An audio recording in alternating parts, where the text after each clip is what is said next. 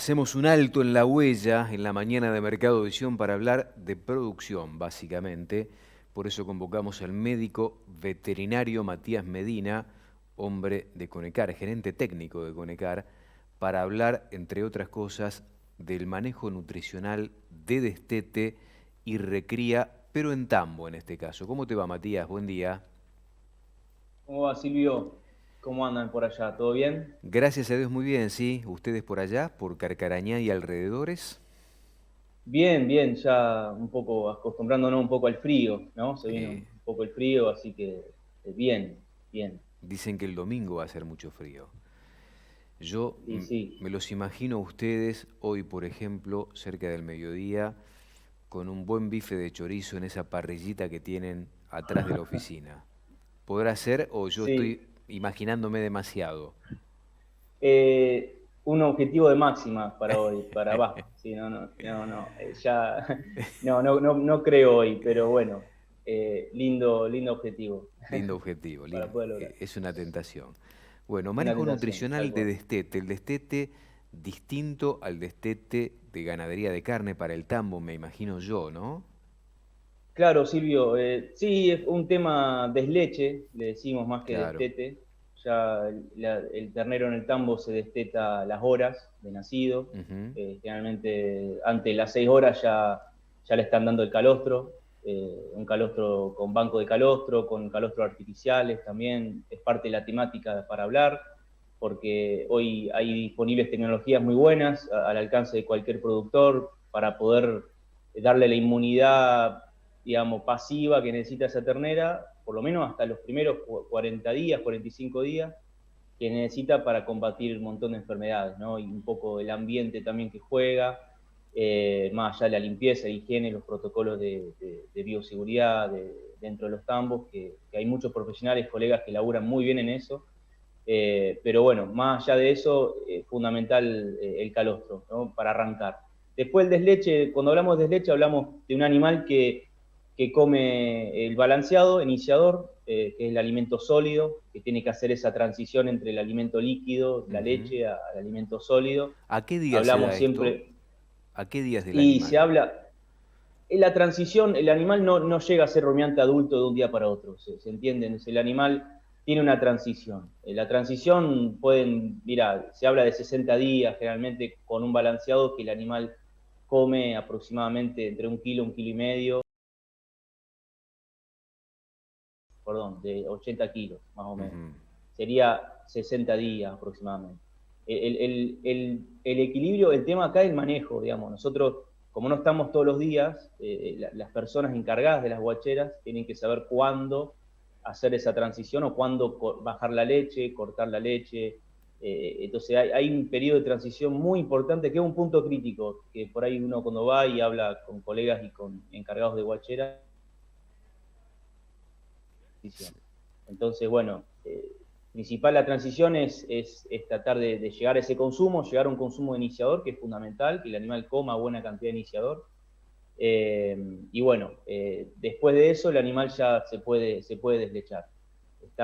Hablamos de exactamente un balde de 5 litros, por ejemplo, de guachera, eso lleno llega a tener 3 kilos de alimento. Entonces, hablamos un poco menos de la mitad del balde, a los 60 días aproximadamente de Ujú. guachera.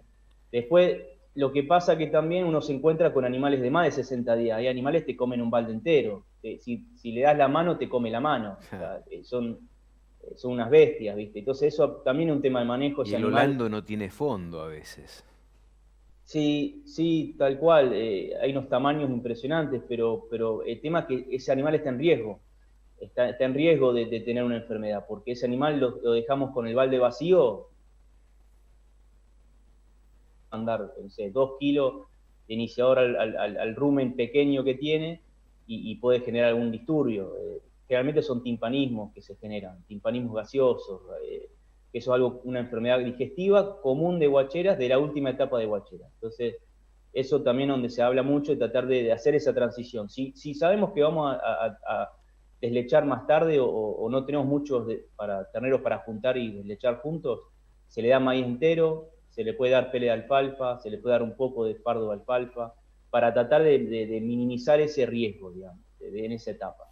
Eso es lo que uno recomienda. Después, bueno, el plan sanitario, bueno, fundamental, clostridial, respiratoria, el animal ya a partir de los 40, 50 días ya empieza a depender de la inmunidad que nosotros le podemos llegar a inyectar, digamos, con las vacunas, puede generar sus propios anticuerpos. Hasta ese entonces estaba protegido por los anticuerpos del calostro, ¿eh? Así que fundamental esas vacunas.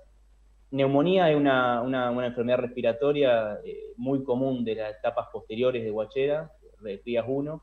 Entonces, en esta etapa donde cambia el clima, estamos justo en el momento donde también, si hablamos claro, de Fildo, exactamente igual, ¿no?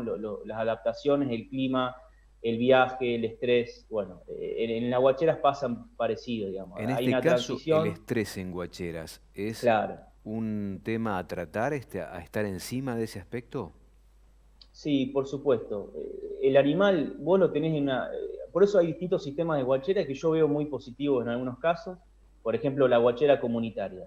Guacheras que el animal comparte con otros animalitos, otros Claro. compañeros que comen en conjunto, toman la leche separado con tetinas, pero hay una actividad social.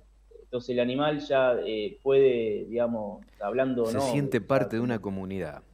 claro, exacto. Entonces, siempre va a haber un dominante, un dominado, como en cualquier grupo, pero por lo menos la transición va a ser mejor. Eso por ahí los veo en muchos tambos con casos de éxito, muchos casos de éxito muy buenos. Lo único, el control individual sobre ese animal, siempre que se habla con colegas, es que es más difícil. O sea, el animal en un grupo es jodido detectarlo, hay que estar encima, hay que entrenar a las personas para detectar animales enfermos, fundamental. Como pasa en los fieldos, Silvio, cuando tenemos que recorrer corrales, exactamente lo mismo. Pero en este caso en Guachera es fundamental las personas encargadas de forma diaria, ¿no? De poder recorrer. Y cuando Así se que sale de eso, esa etapa y se mete en recría el animal, ¿cómo es el cambio?